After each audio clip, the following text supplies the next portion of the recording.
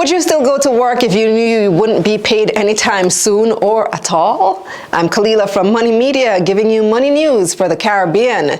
So if you or a family member tried to catch a flight in the U.S. in the last 2 weeks, then you know there have been thousands of delayed and canceled flights. U.S. federal government partially shut down on October 1, which meant that some 2 million federal workers aren't getting paid, including air traffic controllers and military personnel. About 750,000 people deemed essential workers were still expected to report to work without pay.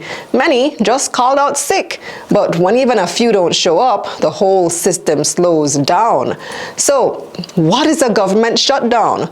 Well, similar to how it works in Jamaica and the rest of the Caribbean, politicians from both sides have to agree on the government's budget before it is approved and money is distributed to various things. In this case, the U.S. Congress can't agree on certain parts of the spending bill, and there is no short-term deal to keep that money flowing.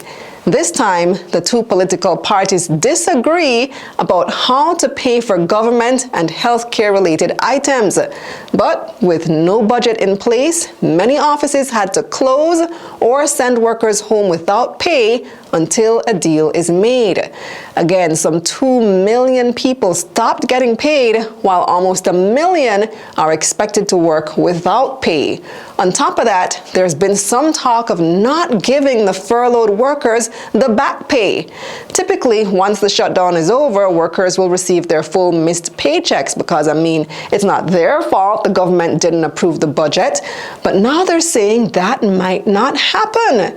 So, how does this affect you and your money? Well, if the shutdown drags on, the U.S. economy could slow a bit because government work pauses. That slows down the flow of key data that the Federal Reserve needs to guide its decisions. That makes it harder to know where interest rates should go, which can shake stock markets and impact other central bank decisions. Travel is another aspect. For tourism-dependent countries like Jamaica, that's a big one. People aren't getting paid, so travel funds will likely be redirected, and even if they did have money to travel, there are no air traffic controllers. And of course, there's remittances. No pay means no money to send home. Now, the longest U.S. government shutdown was for 35 days in 2018 to 2019. Hopefully, this one won't last as long.